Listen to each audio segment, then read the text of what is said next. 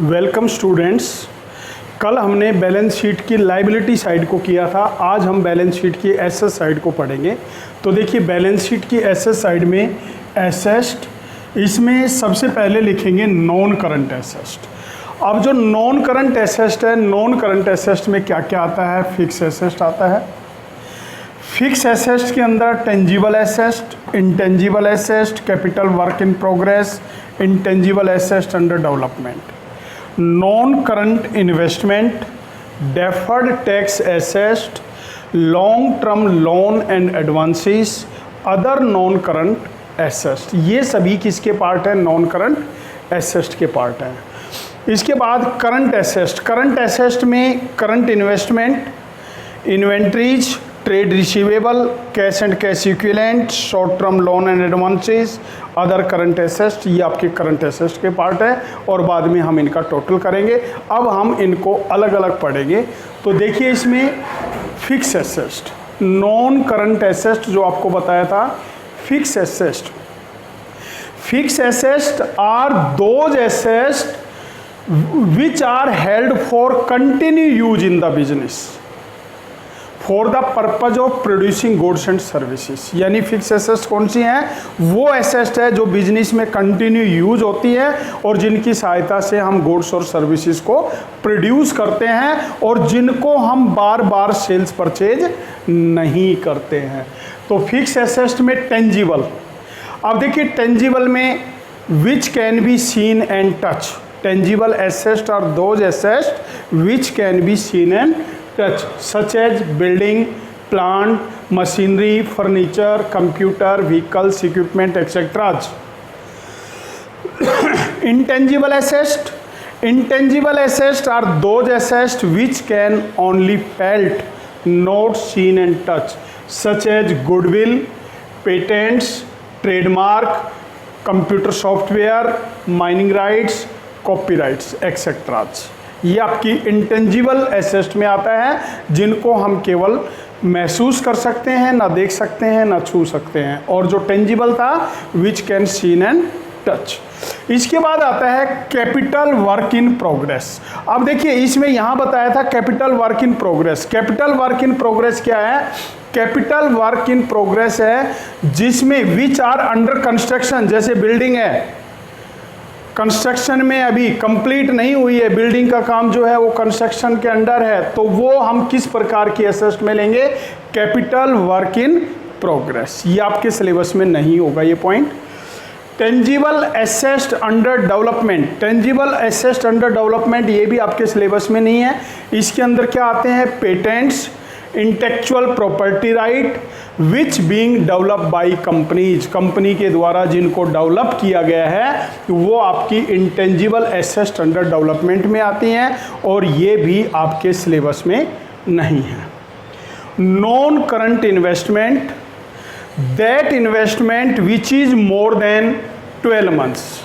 आपने किसी भी कंपनी के डिवेंचर खरीदे हुए हैं, आपने किसी भी कंपनी के शेयर या गवर्नमेंट के बॉन्ड्स वगैरह खरीदे हुए हैं और वो 12 महीने से ज़्यादा टाइम पीरियड के लिए हैं, तो हम उनको नॉन करंट इन्वेस्टमेंट में शामिल करेंगे। ट्रेड इन्वेस्टमेंट जो शेयर और डिवेंचर हैं ये नॉन करंट इन्वेस्टमेंट में ही आते हैं। Deferred tax asset. अब देखिए डेफर्ड टैक्स एसेट क्या होती है? डेफर्ड टैक्स, कल आपको बताया था डेफर्ड टैक्स लायबिलिटी जिसमें taxable income more than accounting income. आज पॉइंट आता है deferred tax asset accounting income less than taxable income, और उसमें था accounting income more than taxable income liability के लिए। तो ये क्या है? Deferred tax asset. ये भी आपके सिलेबस में नहीं पूछा जाएगा। Long term loan and advances. Long term loan and advances में आता है कोई भी लोन और एडवांस आपने किसी बाहर के लोग को दिया हुआ है और मोर देन 12 मंथ्स, 1 साल से ज़्यादा के लिए दिया हुआ है, तो वो आपका long term loan and advances में आएगा। इसके बाद करंट एसेट्स आती हैं। अब देखिए current assets are those assets which can be converted into cash easily, जिसको हम कैश में ईजीली कन्वर्ट कर सकते हैं और जिनको 12 महीने से पहले लेस देन 12 मंथ्स जो है जिनको हम सेल्स परचेज कर सकते हैं, वो आपकी किस में आती हैं, करंट इन्वेस्टमेंट में आती हैं। जो आपको अभी बताया था long term investment, non current investment, वो मोर देन 12 मंथ्स था, ये लेस देन 12 मंथ्स है। इन्वेंट्रीज, अब देखिए इन्वेंट्रीज में क्या क्या शामिल करेंगे, ये भी करंट एसेट का पार्ट है। रॉ मटेरियल, आपके पास कोई भी रॉ मटेरियल अवेलेबल है। वर्क इन प्रोग्रेस, यानी जो रॉ मटेरियल है ना वो वर्क इन प्रोग्रेस में है, अभी फिनिश गुड्स में कन्वर्ट नहीं हुआ है, प्रोसेस में है वो। फिनिश गुड्स जो कंप्लीट हो गया प्रोसेस के दौरान। स्टॉक इन ट्रेड जो आपके गोडाउन में है। Store and spares and loose tool, ये आपके जो पार्ट हैं ये किस में आएंगे, इन्वेंट्रीज में आएंगे। इसके बाद ट्रेड रिसीवेबल, ट्रेड रिसीवेबल में हम शामिल करेंगे डेटर्स और बिल रिसीवेबल को शामिल करेंगे।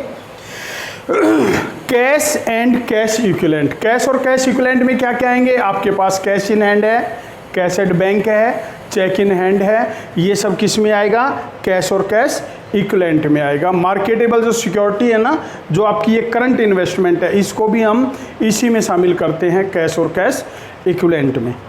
Short term loan and advances, अब देखिए आपने ये पढ़ा था, long term loan and advances पढ़ा था आपने, which is more than 12 months. Short term loan and advances, आपने किसी को लोन और एडवांसेस दिया हुआ है लेकिन लेस देन 12 मंथ्स, 1 साल से कम पीरियड के लिए दिया हुआ है, तो वो आपका short term loan and advances में आएगा। इसके बाद आपका जो पॉइंट आता है अदर करंट एसेट, देखो यहाँ पॉइंट दे रखा है अदर करंट एसेट में क्या क्या आएगा। तो अदर करंट एसेट में आपने कोई एडवांस टैक्स की पेमेंट की हुई है, कोई भी प्रीपेड एक्सपेंसेस है, एक्रूड इनकम है, डिविडेंड रिसीवेबल है, वो आपके किस में आएंगे, अदर करंट इन्वेस्टमेंट में आएंगे। तो देखिए जो आज का हमारा टॉपिक रहा है उसमें कल हमने कराया था बैलेंस शीट, उसमें जो लायबिलिटी साइड के पॉइंट्स थे वो हमने कल स्टडी किए थे। आज हम एसेट साइड के पॉइंट स्टडी कर रहे हैं। तो एसेट साइड में आप non current asset, current asset, non current asset में क्या क्या शामिल किया, फिक्स एसेट, फिक्स एसेट में tangible asset, intangible asset, capital work in progress, intangible asset under development, non current investment, deferred tax asset, long term loan and advances, other non current asset, ये आपने शामिल किया। और current asset में आपने शामिल किया current investment, inventories, trade receivable, cash and cash equivalent, short term loan and advances and other current asset. Okay.